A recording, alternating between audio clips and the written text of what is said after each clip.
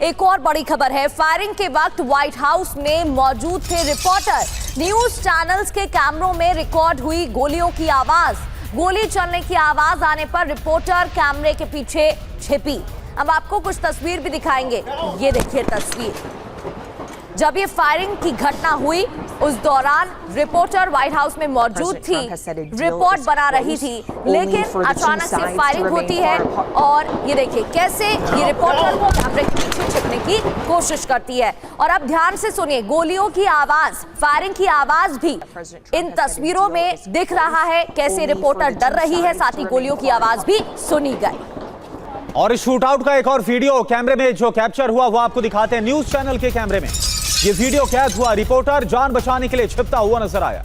Shoot out के बाद much गई अफरा तफरी। ये देखिए आप, अंदर पत्रकार मौजूद थे और जैसी फायरिंग की आवाज तो भगदड़ मच गई। खुद को बचाने की कोशिश देखिए और सुनिए आप।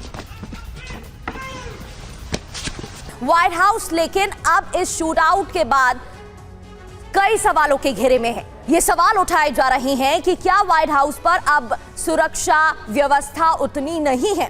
व्हाइट हाउस के गेट नंबर 17 के बाहर ये फायरिंग घटना हुई, नंबर 17 के बाहर ये हादसा होता है और फायरिंग इतनी जबरदस्त थी कि वहां रिपोर्टिंग कर रहे पत्रकार सहम उठते हैं, जिनकी ये तस्वीरें आप देख रहे हैं। ताबड़तोड़ गोलियों की आवाज की ऐसी दहशत थी कि वहां मौजूद सभी लोग इधर उधर अपनी जान बचाकर भागते हुए दिखाई देते हैं। बताया जा रहा है कि 20 से ज्यादा राउंड की फायरिंग हुई और 2 हमलावर गोली चला रहे थे। सीक्रेट सर्विस ने गोली चलने के चंद सेकंड बाद ही दोनों हमलावरों को काबू में कर लिया और इनमें से एक की पहचान हो गई है।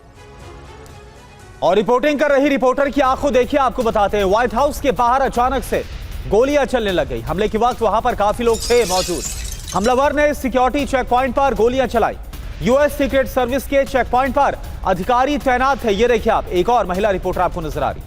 व्हाइट हाउस कॉम्प्लेक्स के नॉर्थ लॉन को पूरी तरह से खाली कराया। तो ये देखिए 3 तस्वीरें आपके सामने। पहली तस्वीर और ये आपको वो मोमेंट कैप्चर करा रहे हैं जब अंदर से रिपोर्टिंग चल रही थी और ये सारा जो खौफ है वो कैमरे में कैप्चर हुआ। पहली तस्वीर देखिए, एक महिला पत्रकार आपको नजर आ रही रिपोर्टिंग करती हुई और तभी जैसे उसने गोलियों की आवाज सुनी तुरंत वो खुद को छिपाती नजर आ रही है, बचाती। और एक और आपको रिपोर्टर नजर आ रहा है जो कि रिपोर्टिंग कर रहा था और साथ में कुछ और लोग भी आपको नजर आ रहे हैं वहां पर भागते हुए। और एक और जो महिला रिपोर्टर है वो किस तरह से काफी कंफ्यूज भी नजर आ रही कि आखिर ये हो क्या रहा है।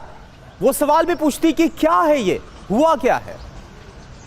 बिल्कुल, ये 3 तस्वीरें हम आपको दिखा रहे हैं जब पत्रकार रिपोर्टिंग कर रहे थे, व्हाइट हाउस में मौजूद थे, उसी दौरान फायरिंग होती है और कैसे ये सभी दहशत में आ जाते हैं। Major general Ashwini Siwach sir, पहले डोनाल्ड ट्रंप का कई कार्यक्रमों को रद्द करना, अपने बेटे की शादी में वो नहीं गए, फिर इवांका ट्रंप की हत्या की साजिश के बारे में खुलासा होता है, पर्दाफाश होता है। इसके बाद राष्ट्रीय सुरक्षा सलाहकारों के साथ उन्होंने बैठक भी की थी ईरान को लेकर, फिर व्हाइट हाउस के बाहर फायरिंग होना। अगर इन सभी घटनाओं को जोड़कर देखा जाए तो कैसे समझ सकते हैं?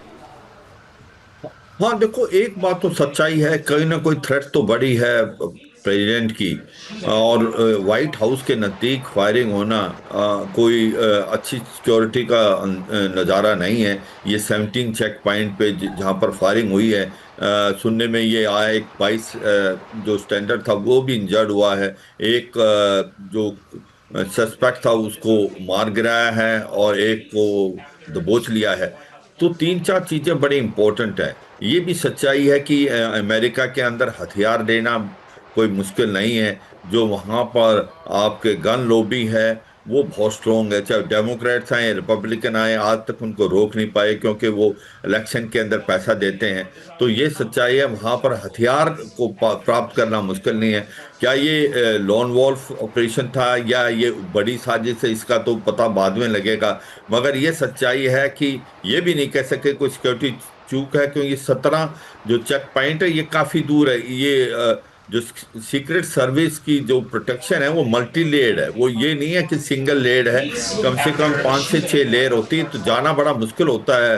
मगर ये सच्चाई है कि जिस प्रकार से अब लड़ाई के बादल मंडरा रहे हैं, जिस प्रकार से डोनाल्ड ट्रंप ने अपने लड़के की शादी को भी पोस्टपोन किया है, जिस प्रकार से अब ऐसा लग रहा है कि अगर बातचीत का कोई नतीजा नहीं निकला तो लड़ाई हो सकती है, अमेरिका और इजराइल दोबारा हमला कर सकते हैं ईरान पे।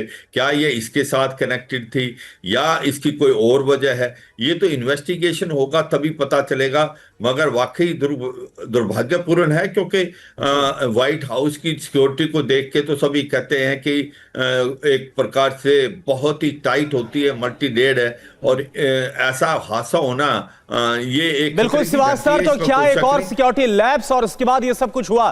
क्योंकि इससे पहले हिल्टन होटल में तो हमने देखा ही था कि कैसे जो हमलावर था वो पहले से वहां पर मौजूद था और फिर वो ताबड़तोड़ फायरिंग करता हुआ नजर आया था।